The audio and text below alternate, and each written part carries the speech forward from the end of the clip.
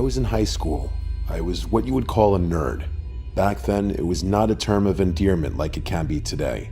I hear people all the time now wear that word like a badge of honor. For my friends and me, it was like getting hit in the stomach repeatedly. High school was just different then. We would get beaten up for not liking the same music or not being into sports. It seems cliche, but it's the truth. Junior year was the worst year for all the bullying. This kid Steve tormented us all year. Towards the end of the school year, Steve thought it would be a good idea to break into the school to play one of his stupid pranks, just because he wanted to prove how cool he was. Well, Steve was so cool that he ended up getting caught. Before I continue, I should lay a little bit of groundwork first. My school is now closed, but back then it was one of the more popular private schools in this area. We had to wear uniforms and go to regular church services during school hours. The school was very old, and before being converted into a school, it was some sort of hospital for the sick. I remember hearing that when they built the school in the 50s and tore up some of the ground, they found a ton of skeletal remains from people who had passed away from tuberculosis, among other things. Because people didn't want to get sick, they would just dispose of the bodies in this underground tunnel that used to connect the hospital with another building. These stories, whether they were true or not, became the stuff of legend around my hometown, especially for students of the school. In other words, they were almost passed down like urban legends. The school being so old and looking old, I might add, was just an objectively scary place sometimes. Rumors started to swirl around that the school was haunted, like souls not resting properly and all that fun stuff. You would constantly hear strange noises all the time with no explanation, and it was just your typical school spirit response to say, yup, those noises must just be the ghosts. However, the more logical answer is that the school just made a lot of noise because the building was old and falling apart. Sorry for that detour, back to Steve. The reason why Steve wanted to break in was that he wanted to pull this elaborate prank. He successfully broke in, started ripping classrooms apart, throwing papers everywhere, and even went to the library and pulled tons of books off the shelves. You're probably wondering how Steve got caught. Well, to cap off his ghostly prank, he went to the art room, stole red paint, and started writing a message across the lockers. Your typical horror movie tropes. He wrote things like, "Get out, your soul is next," and my personal favorite, "Death is coming." While he was writing on these lockers, Steve claimed that he heard something coming from the basement.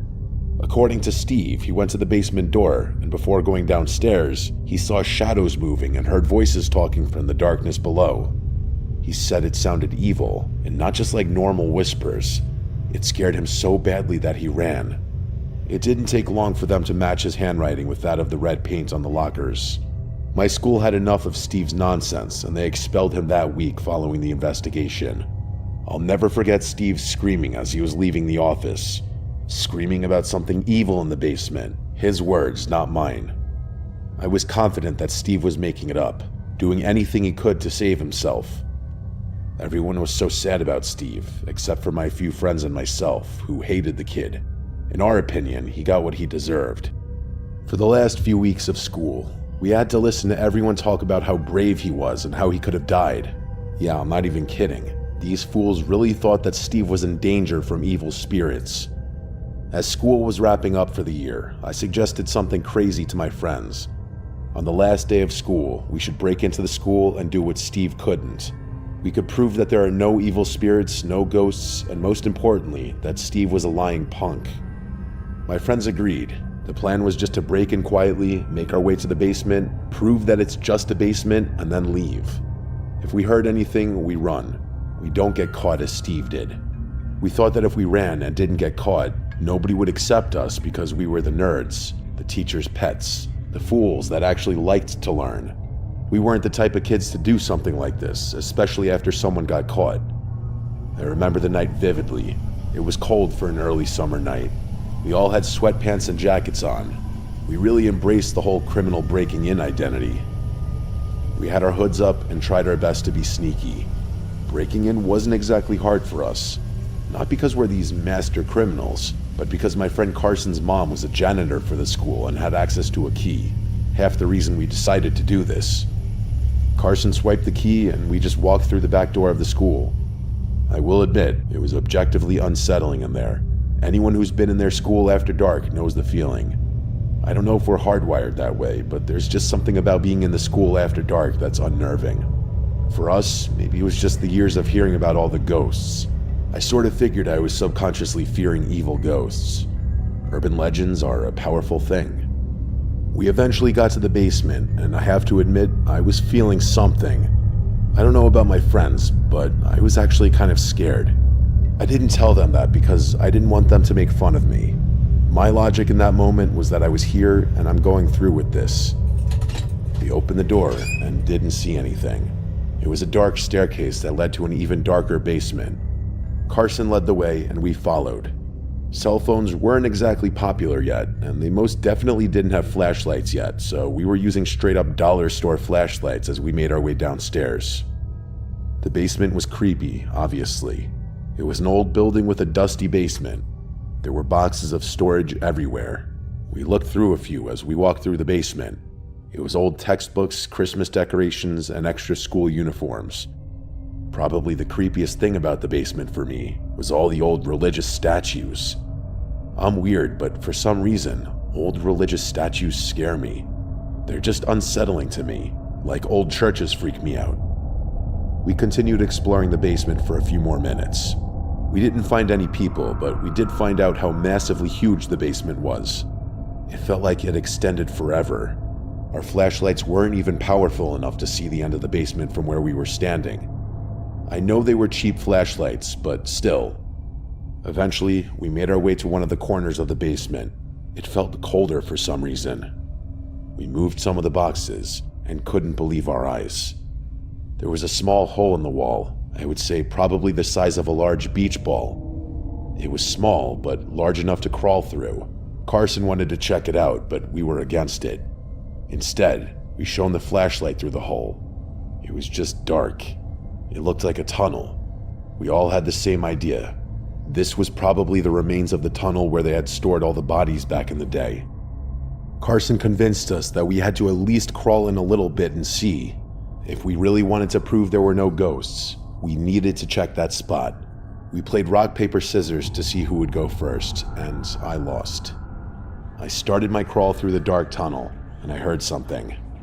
I stopped because I thought I had to be hearing things. I could hear my friends laughing because I had stopped already. I told them to shut up because I heard something, and I was trying to listen as hard as I could. I could clearly hear something, but I couldn't tell what it was.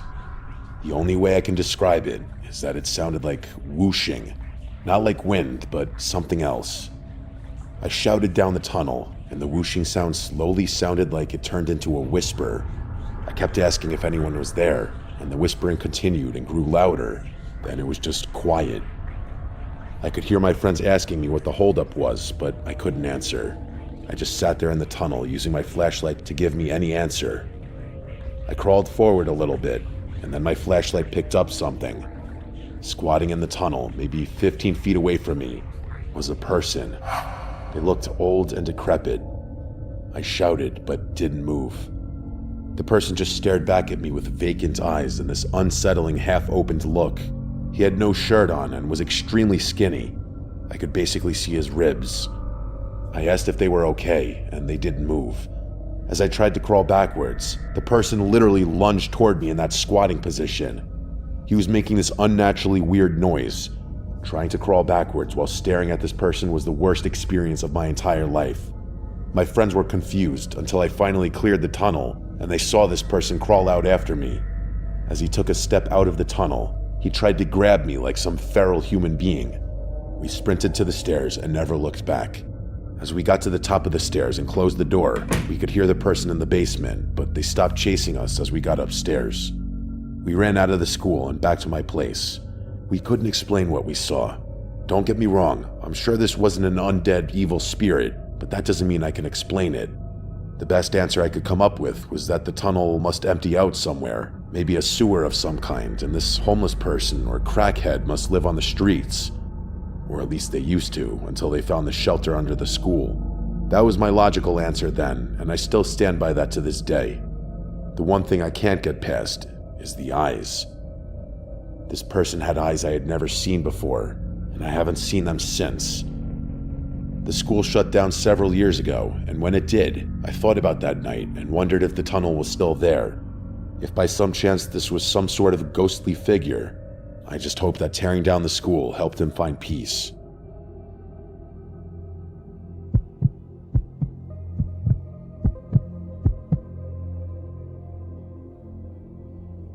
As great as the end of the school year is, there's nothing better than the parties that follow the end of the semester. After high school, all my friends went to colleges that were all over my home state and beyond, myself included. My college was 8 hours from where I grew up and 2 states away. I couldn't wait to get home after finals so I could see my friends again, and more importantly, party it up. We had already planned this huge party at my friend Logan's house. His parents had this mansion in the middle of nowhere with a pool, a huge backyard with a bonfire, and tons of places to crash. It was an ideal location for a party, especially because his parents were going out of town the first weekend that we were all going to be home.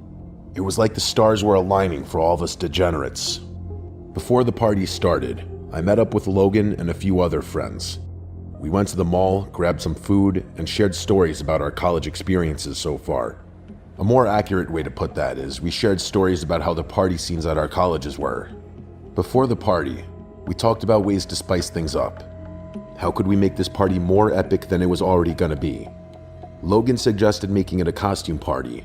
It seemed like a weird idea for the end of May, but since we were away in college for Halloween, this would be our Halloween party. It didn't take much to convince us. We spread the word around and told people to come in costumes if they were able to on short notice. People loved the idea. I posted something on Instagram about the party, so my college friends could see that I was just as much a degenerate at home as I was away. We found candy corn at one of the local grocery stores, and that was the extent of our Halloween setup. We all threw together cheap costumes at the last minute and got ready for people to start showing up. I decided to take an old, cheap Jason hockey mask I had lying around in the basement and go as Casey Jones. People started shuffling in around 10 that night with drinks and makeshift costumes. The Purge was new around this time, so most of the girls were wearing a Purge-inspired costume. Before we knew it, the party was out of hand. Just like a lot of parties we threw in the past, a lot more people showed up than we had invited. Since Logan's parents weren't home and we didn't really have to worry about neighbors, he didn't care and just kept letting people show up. I lost track of how many people were there, and because of the costumes, I really had no clue who was even there other than a few of my close friends. A few hours into the party, I was acting a fool on the back deck, telling drunken stories. I looked up at one point and noticed a girl with one of those cool masquerade ball masks on inside the house. It looked like she was staring right at me through the sliding glass door. I waved and she waved back. She was standing alone, drinking something out of a red cup. I asked the people on the deck if they knew who she was, and nobody had any idea. I went inside to talk to her, but as I got closer, she walked away into the house. By the time I got inside, she was gone.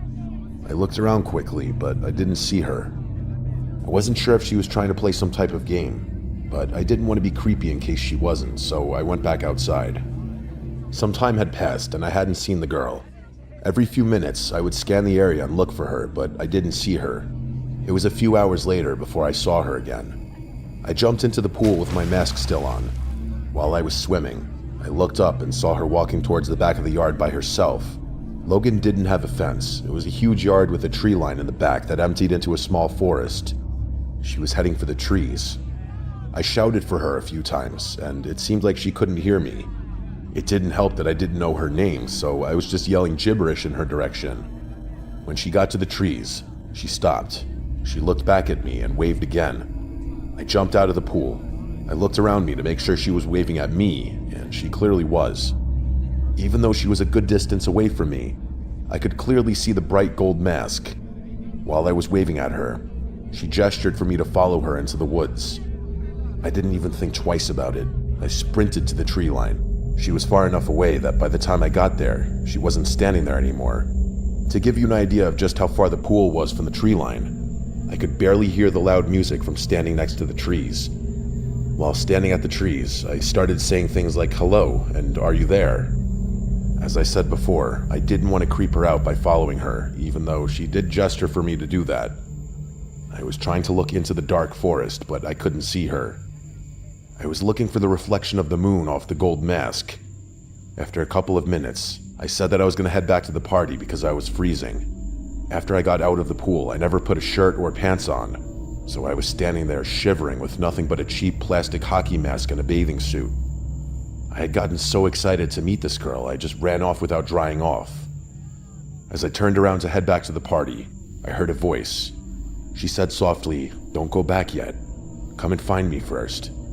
That was all I needed to hear. I turned back around and continued looking through the dark trees. I kept telling her I couldn't see her. I heard a branch snap to my left, but then her voice to my right. She said that she was just over here. She started acting flirtatiously. She said I looked cold and that she could warm me up.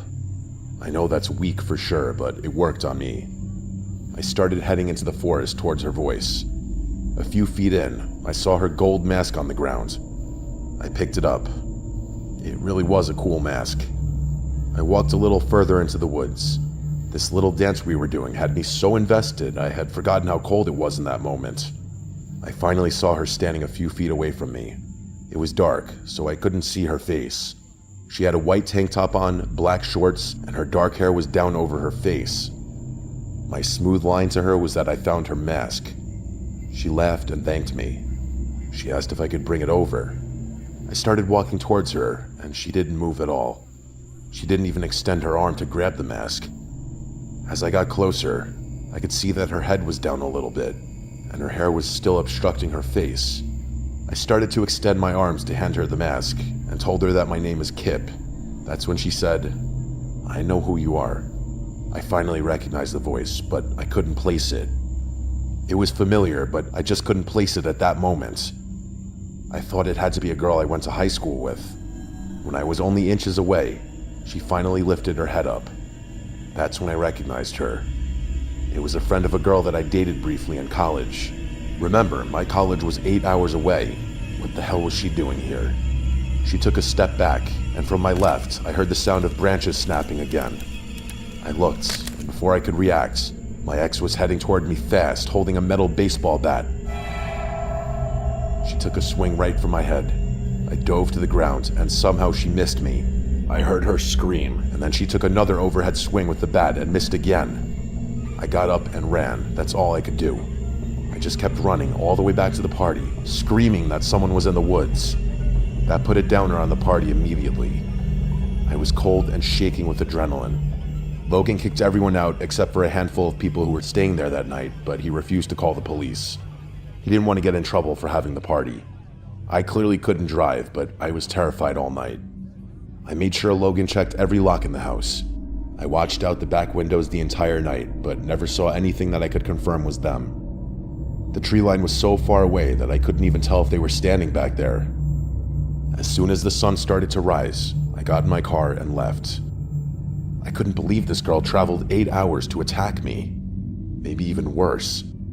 I didn't realize that I had such an effect on that girl. We only dated for a few weeks, and I ended things because she seemed a little unhinged. She constantly wanted to see my phone and my emails, which I hated, but I never refused. I would go back to my dorm after class, and she'd already be in my room asking why I was 2 minutes late. It was just too much, especially for something that was only a few weeks in. Well, my harmless breakup must not have been that harmless after all. I spent the rest of that summer constantly looking over my shoulder. Every time I saw a girl who even remotely resembled her, I got in my car and left. I can say that she helped me mature, even if it was unintentional. I stopped drinking and even partying hard after that night. She didn't go back to that college after that summer, and I never saw her again. For a while, I tracked her on social media, but eventually she got rid of that. Be careful what you say to people. Sometimes what you say may seem harmless to you, but it can have profoundly different effects on other people. I can't imagine the thought process of driving that far and planning to cause harm like that. If she had made contact with the bat, I don't think I would be sitting here writing this story today.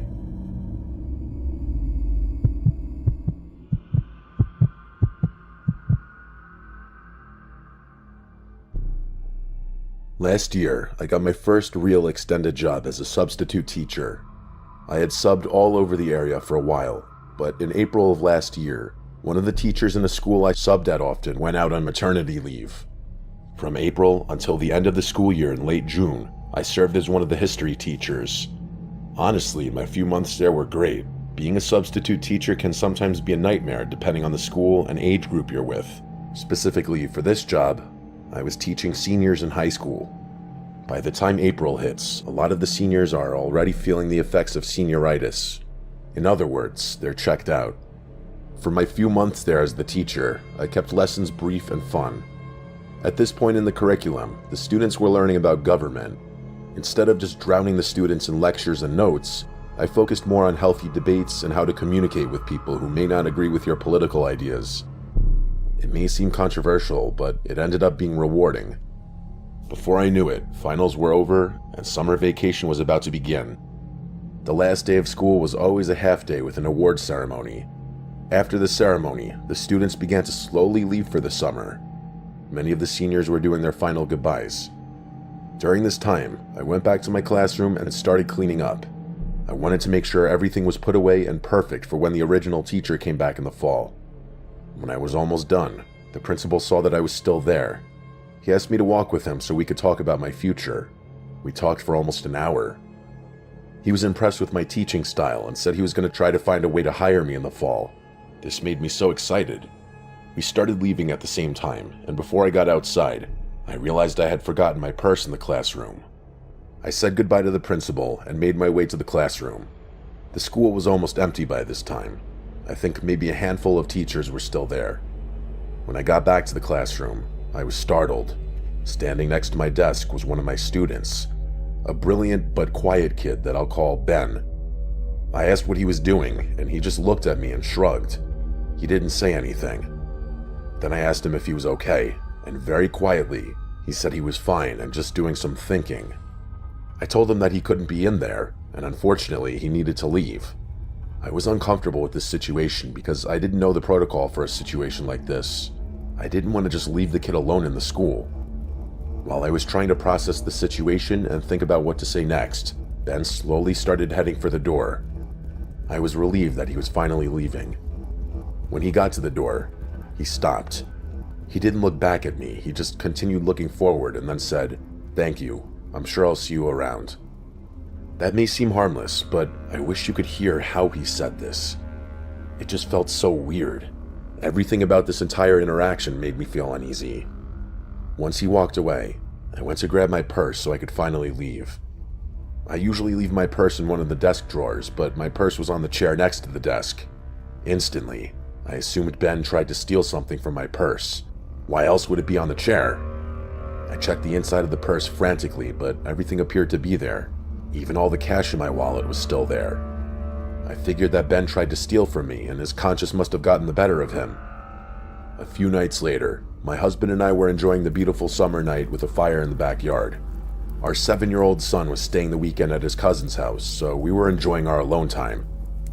While we were outside, we heard a strange rustling sound coming from behind the shed. I kept telling my husband that it was probably a rodent and to just leave it alone for right now. Around midnight, we decided to head inside for the night. Just before going in, my husband said he was going to check out the shed. I told him not to get sprayed by a skunk, and then I went inside. I started getting ready for bed, and I realized my husband was still not inside.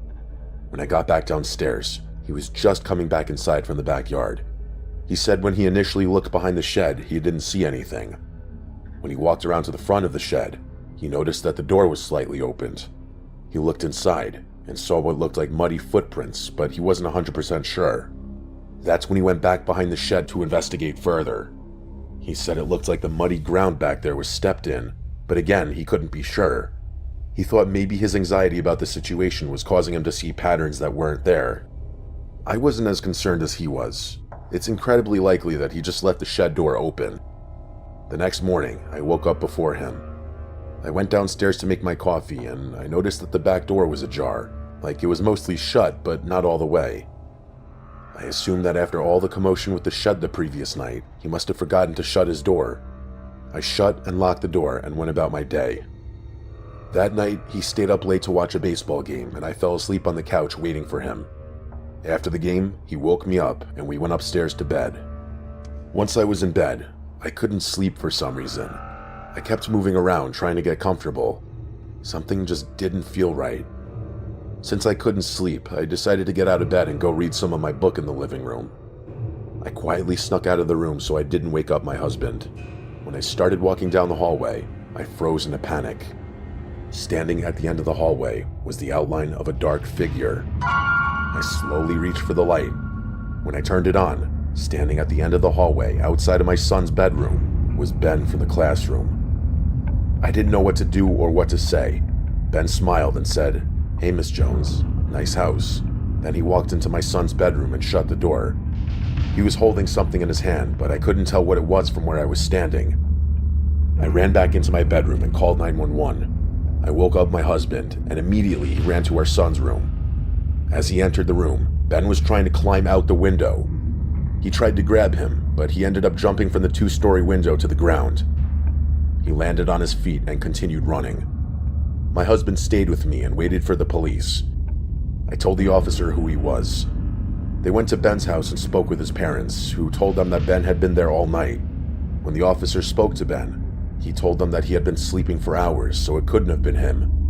The police basically told me that there was nothing they could do. It seemed crazy to me. This kid was literally in my house. They said if something happens again, call them, but until then, they weren't able to do anything. I barely went outside for the rest of the summer. I changed all our locks just in case and invested in cameras all around the house. My husband told me that he probably got our home address from my ID, which was in my purse. That would explain why my purse wasn't in the drawer. What still makes me sick is that he was entering my son's room. I can't even imagine what he was doing in there. What if my son had been home? My son spent a lot of time with his cousin last summer because I was terrified to have him sleep at home. When he's older, I'll tell him why. As of writing this story, I have no idea where Ben is. Thankfully, there's never been another incident. I don't get it though. He was always a nice kid in class, and he always respected the other students and me. That night when I saw him in the hallway was the first time I got to witness in real time what mother's intuition is. If I had stayed in bed 10 seconds longer, I would have never seen Ben in the hallway. We currently have our house on the market and hope to move very soon. When I'm out of that house, I'll finally be able to get a good night's sleep.